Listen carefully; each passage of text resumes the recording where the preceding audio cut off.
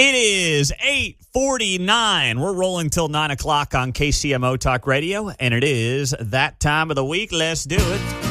It's time to Ask Mundo Anything on 95.7 FM KCMO Talk Radio. All right, let's start it off. Up north, that's where Eddie is. Eddie, let it rip, my man. What's your question? Yeah, good morning, Pete. My question, I got a grandson in college studying, wanting to go into journalism, and he's currently working right now in eastern Missouri as a beat reporter for a small-town newspaper.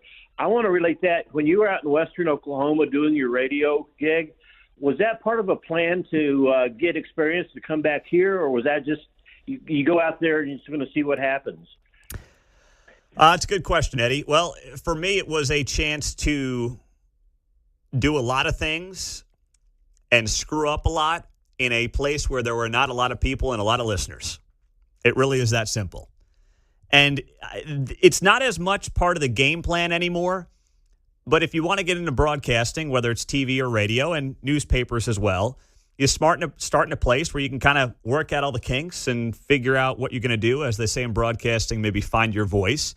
And for me, I was like, all right, I can go out to western Oklahoma and have a full-time job and do play-by-play, which I wanted to do at the time, high school football and basketball, do a daily sports talk show, do news, cover severe weather, and just get on the air somewhere. This was before you could just open up a mic and do a podcast. I mean, podcasts were kind of in the infancy then. This was 15 years ago now.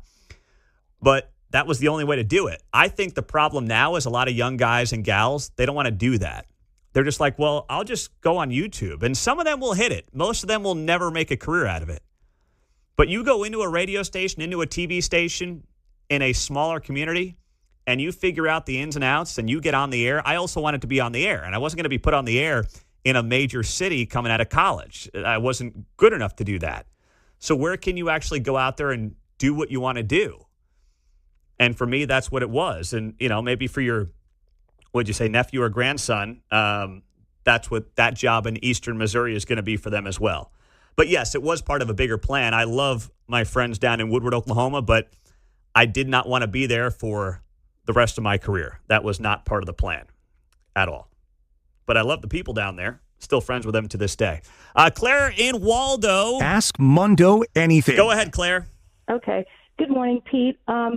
Like you, my last name ends with an O because my husband is of Sicilian ancestry. And I wonder if you have ever looked up your distant relatives or have it on your bucket list to visit Sicily. Well, I don't have any background in Sicily. The family is from the southeast part of Italy, but not Sicily. So it's the Bari area of Italy on the southeast coast. So that's where they're all from. We did go there about 3 years ago. My cousin got married out that way, and we went out there with the family, and it was a great time. And It's a beautiful part of the world. I didn't see any family per se. But, my parents are all into, well, I should say my dad's into the 23andMe stuff, and I think it's one big scam. I make fun of him all the time. I'm like, none of this stuff is true. But he loves it, and I know a lot of people are into it. But I'll go back one day. It's not going to be anytime soon, but I will hopefully go back one day. Okay, well, that's good because we visited Sicily and were welcomed with open arms from distant relatives, and it was just a wonderful experience. That's great. Thank you, Claire. I mean, I'll tell you. Italian people are nice. I had no issues. They were awesome. Absolutely awesome. Ask Mundo Anything. John, KC North, go ahead. Morning, Pete. So I know there's a big political difference in the East Coast and the Midwest. Is it a cultural difference that big, being you grew up and lived there? And what, if anything, would cause you to move back to the East Coast? Well, I'd say the cultural difference is the pace. Because the pace is what drives people to act the way that they do. Everyone is in such a hurry because of traffic, because of lifestyle. Everyone's in a hurry. And when people are in a hurry, what happens to them? They're more stressed. They got to make subways. They're in traffic all day. That makes them, frankly, more miserable. So the pace is what causes people, I think, to have this cultural difference between, let's say, the East Coast and the Midwest. That's what causes people to be the way that they are. I like our pace a heck of a lot better out here. I mean, I absolutely love it. What would cause me to go back? I mean, I guess if they blew out Jesse Waters and they said, hey, we need an 8 p.m. Eastern time slot, you want it? I mean, I guess that would probably be it. I mean, there's always something. There's always something. But, it's not something that is necessarily top of mind. But, you don't close the door on anything because that would be the wrong thing to do for you and your family. That's kind of the approach I have on that right now. But things couldn't be better. I'll say that, too. Let's go to Lori in Shawnee. Ask Mundo anything. What's up, Lori? Hello. Hey, if your wife or your parents asked you what you wanted for Christmas, what would be your top 1 or 2 items? All right, I got 2 for you.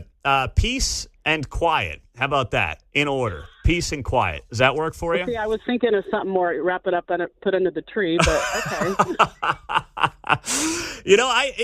I don't, every year Kate gets annoyed because I'm not like what do you want for your birthday? I don't know. I don't know. It's a guy thing. I don't know. I really don't. I mean, same thing for Christmas. What do I want for Christmas? I don't know. A little time to myself, watch some football. I'm guilty of if I need something, I just go get it. Yeah, and I don't really need a lot either. Yeah, it's utilitarian. So, what do you need? A saw? Hey, Kate, give me a saw. I'm literally the guy that's like, oh, wait, this hole has a sock in it. I should probably throw it out. Literally. I mean, the girls now make fun of me. They're like, Dad, you got a hole in that sock. I'm like, oh, I didn't even notice. They can't even make puppets out here. I know, exactly. So it's just, I think it's a guy thing. To your point there, John, it's just kind of how I am. Mm-hmm. But like, what do I want under the Christmas? I mean, it's a good question. It's a good question from Lori and Shawnee. I just don't know how to answer it because there's not a physical thing that I feel like I really want or need. The things that I like are experiential. Go to dinner with my wife, things like that. That's what I want. Well, like if you said you needed a club, right? Now you're left-handed, so you need a left-handed club, but it's not just any club that you want, right? Yes, correct. So you go there. I could use a new hybrid, though, I will say. Libby in Waldo. Ask Mundo anything. Go ahead, Libby. Hey there. What is the name of the theme song you play at 6 a.m.? I have a question about it. The 6 Mark, what is it? Serious. Yes. Eye in the Sky by Alan Parsons. Yeah. Yes. This is the intro part. Yeah. Yes. But here's my question. I don't know if time is money or whatever, but sometimes when I listen to it, I mean, it's a really cool song. But what is there a reason that you start talking like within 7 to 10 seconds when that music starts?